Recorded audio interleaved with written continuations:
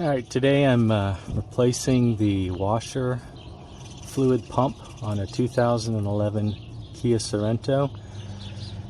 I saw a video online where it was very helpful, but the guy said that you had to remove the entire liner to the wheel well to get to this. So I found that you don't need to do that, and since that's kind of a pain, I thought I'd show you a little easier way. This is the right side, the passenger side front wheel.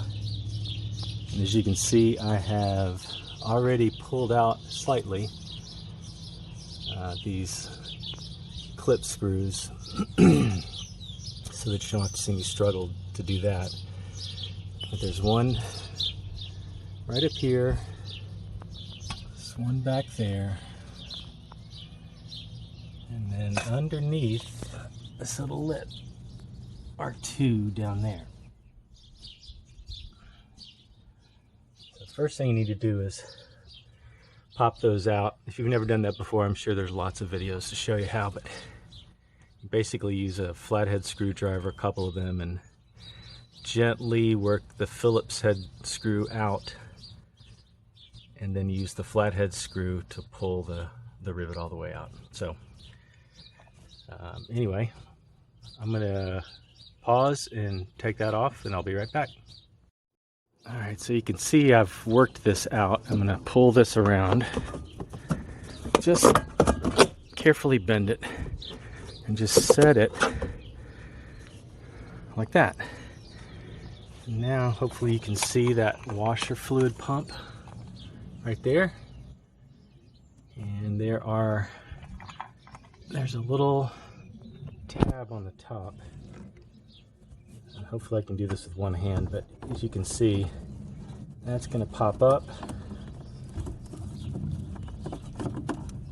And obviously it looks like I can't do this with one hand. The other thing you have to be careful of is there's fluid in there. You can see mine's all the way to the top, so I'm going to I have a tub I'm going to put underneath there. And then pull that washer out, that washer pump out. Hopefully not make a big mess, and then I'll be right back. You can see the first thing I did is I pulled that hose out after removing the wire harness. I'm just going to let that nice and gradually drain out here into this tub I got from Walmart, a couple of bucks. Give props to Sterilite for making great utility tubs that do all kinds of things. And so as not to bore you too much, I'm going to pause here and return when that thing is drained. I went ahead and remove the pump so it will drain much faster. So if you don't want to sit around waiting a half an hour for that stuff to drain out, you can take the shortcut. Alright, the fluid's drained out, and I want to show you, I got this pump off of Amazon. It's from Mean Mug Auto. Hopefully you can see all the numbers there, but if you search on Amazon.com, I'm sure you'll find it. This one was $15, and it included a replacement grommet in case you need to replace that, and you might as well. As you can see that grommet there, I'm just going to pop that out and replace that while I'm at it. Alright, as you can see, here's the old pump. There's two tubes. If you notice, the tube that is on the left side mounted up here goes on the rear facing, it goes on the rear facing nipple for this pump. So just make note of that. You don't want to go in the wrong direction. Now take the other side of that hose out of there. Again, hard to do with one hand, so I'm gonna pause here, take that out properly, and be right back. So after a few twists, I had that out. I'm gonna make sure I get this oriented properly. And now I'm gonna put that hose that I just pulled out in there, and the other hose in there.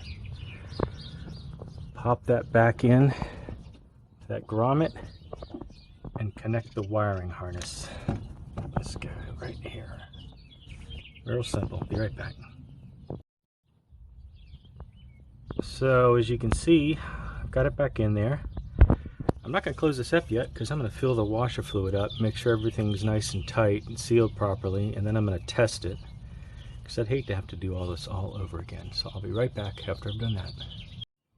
Alright, I managed to pour that fluid back in from that tub into the washer reservoir, and I don't see any leaks, so I think it's good to test.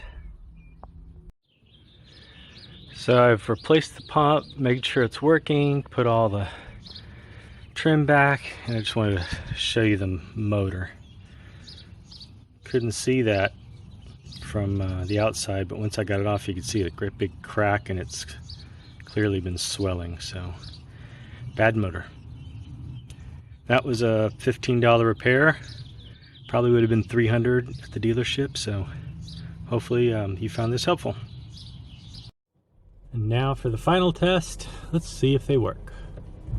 Yay! My wife will be very happy. Alright, thanks for watching. Hope this has been helpful.